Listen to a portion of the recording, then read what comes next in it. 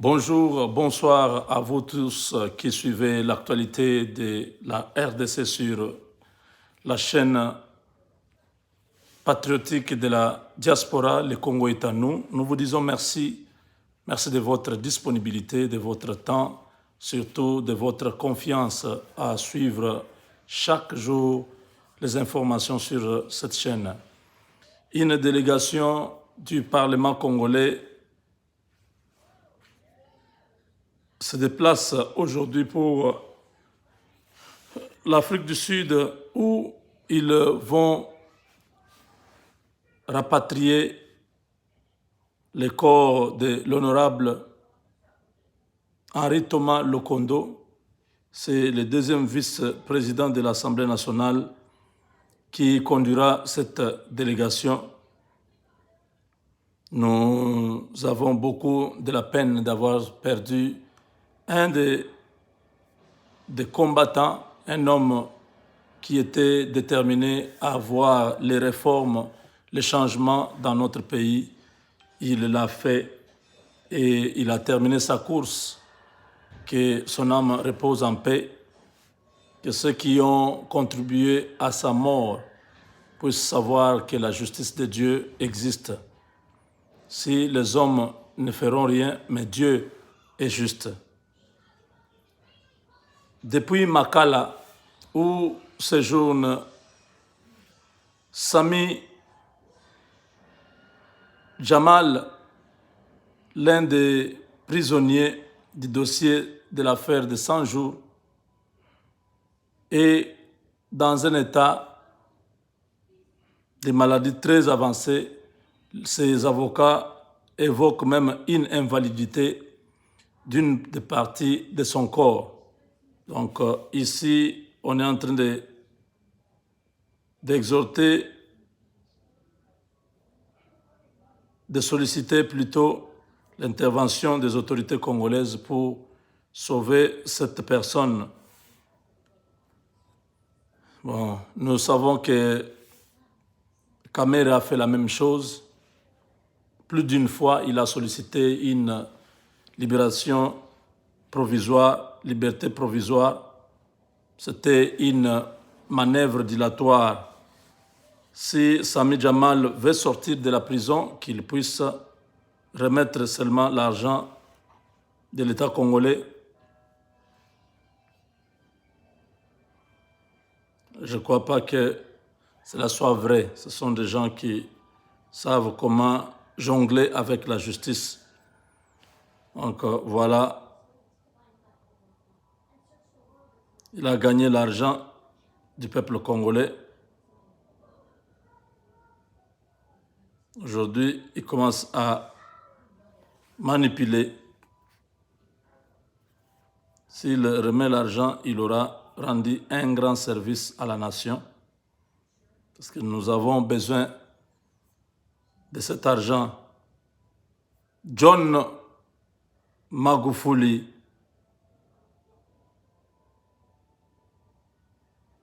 le président tanzanien, nous a laissé depuis hier. C'est toute l'Afrique qui est en pleurs.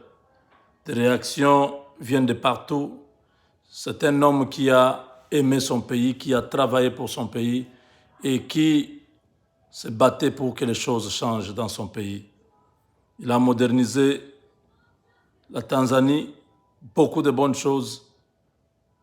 Il le disait toujours. Vous allez vous souvenir de moi. En bien, pas en mal. C'est comme s'il savait qu'il allait mourir. La pluie a beaucoup fait de dégâts à Kinshasa. La chaussée détruite.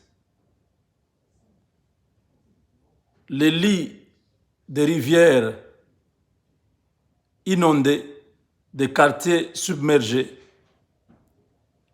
Beaucoup de dégâts aussi au niveau matériel que humain.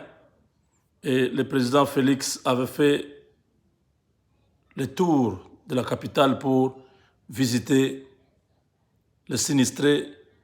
C'était une façon pour lui de compatir avec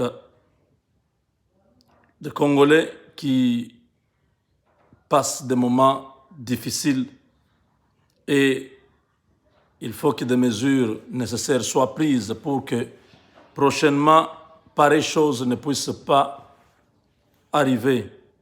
La ville doit être déplacée.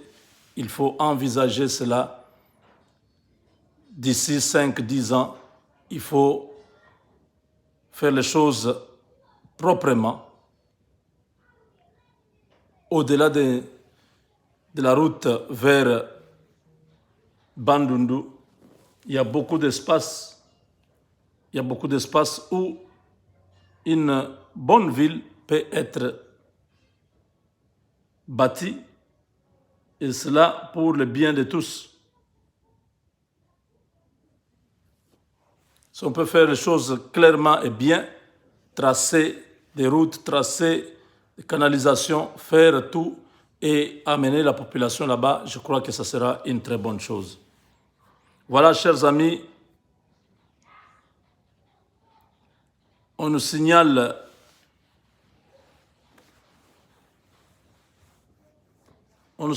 à Kinshasa un risque grandissant d'affrontement entre deux camps, deux généraux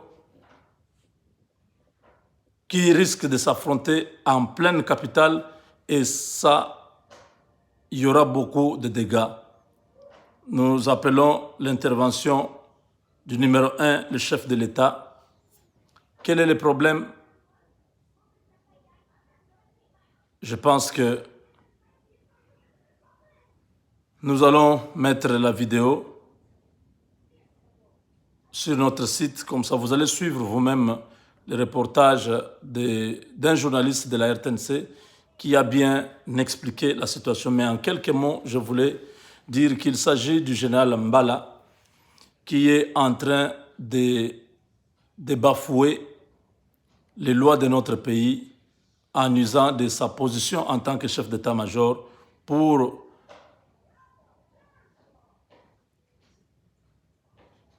enlever un citoyen congolais de jouir de ses droits de propriétaire d'une parcelle. Il s'agit d'un dossier qui remonte à plusieurs années. Les maisons qui ont été construites par l'ONEL, Office national de logement. Ces maisons, en 1987, le maréchal Mobutu avait déclaré la dissolution de cette entreprise ou de cette structure qui devenait budgétivore. C'était la liquidation. Il fallait liquider tous les biens de cette compagnie, l'ONEL. Il fallait vendre tous les biens de l'ONEL parce que ça ne devait pas appartenir à quelqu'un. Et le professeur Kinzonzi, que vous connaissez tous, avait acheté 3 de ces maisons avec l'ONEL. Une des parcelles, c'est celle dont nous parlons ici, qui était habitée par un major Mamba, le père de Jean-Jacques Mamba, qui est député national du MLC. Major Mamba habitait dans cette parcelle quand l'ONEL a fait la liquidation. Major Mamba ne devait pas rester dans la parcelle, il devait libérer. Il y a eu quelqu'un qui a acheté la parcelle, c'est le professeur Kinzonzi. Et après,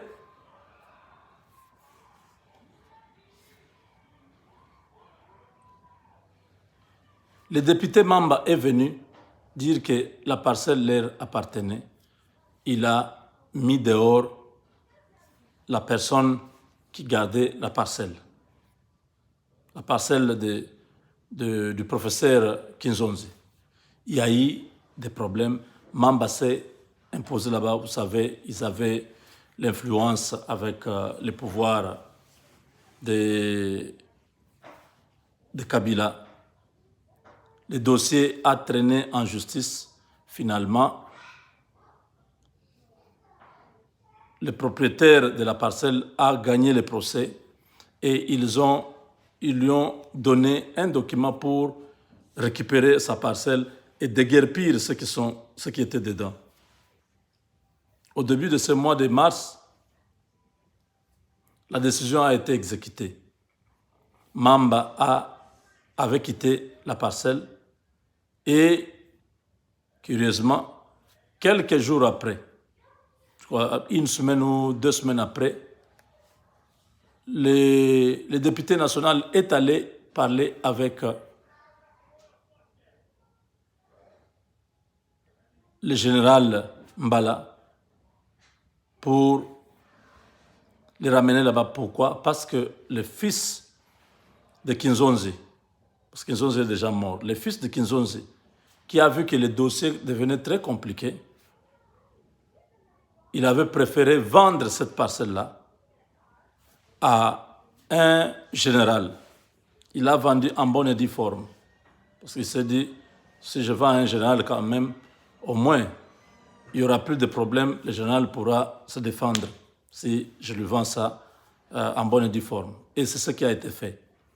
Mamba, sachant que c'est le général, le secrétaire général de la Défense qui a acheté cette parcelle-là, Mamba va parler au général Mbala qui va envoyer ses militaires pour chasser tous les militaires que le secrétaire de la Défense avait envoyés là-bas. En ce moment, il y a un grand problème.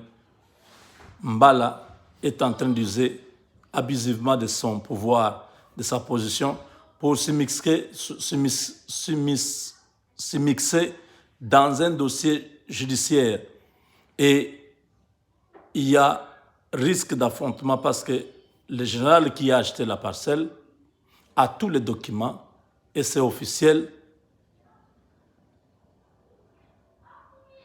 Il n'accepte pas que ses droits soient bafoués parce que Mbala se croit être le tout-puissant dans le pays. Il marche même contre les lois de la République. C'est ici que j'appelle le chef de l'État à pouvoir intervenir dans ce dossier très rapidement et mettre Mbala hors d'état de nuire dans ce dossier parce que nous ne voulons pas que les deux camps s'affrontent dans la capitale. Le secrétaire de la Défense a aussi sa garde. Mbala a envoyé sa garde et les deux allaient s'affronter. Il pouvait y avoir mort d'homme juste à cause de la parcelle qui n'est pas la parcelle de Mbala, qui n'est pas la parcelle de Jean-Jacques Mamba. Jean-Jacques Mamba est un escroc, un aventurier qui vit toujours dans l'illégalité. Il a créé un dossier avec Jean-Marc Abound. Il a tout fait pour qu'on puisse les faire tomber. Aujourd'hui, Jean-Marc Abound est revenu à sa place et Jean-Jacques Mamba a honte. Il est allé intégrer ou adhérer l'Union sacrée pour éviter ses ennuis judiciaires. Ce monsieur, c'est un monsieur moins sérieux, c'est un aventurier. Il faut que la justice puisse faire son travail, que le président de la République puisse convoquer Mbala pour le blâmer sur ce qu'il est en train de faire parce que ce n'est pas comme ça que ça se passe. Mbala n'est pas la justice. Il doit laisser la décision de la justice s'exécuter au lieu d'aller interférer, utiliser les trafics d'influence pour empêcher quelqu'un de jouir de ses droits en tant que propriétaire de la parcelle. Donc, en ce moment, la parcelle de M. Kinzonzi a été vendue au secrétaire de la Défense. C'est lui qui est le propriétaire de la parcelle et non pas Jean-Jacques Mamba. Donc si Mbala Moussense Célestin me suit, il doit retirer ses militaires de cette parcelle-là. Sinon, il y aura beaucoup de conséquences. Et nous dénonçons ce comportement parce que ça, c'est l'état de droit. Il ne faut pas que nous puissions encore utiliser les méthodes qui ont été utilisées dans la dictature de Mobutu et de Kabila. Voilà, avec Dieu, nous vaincrons.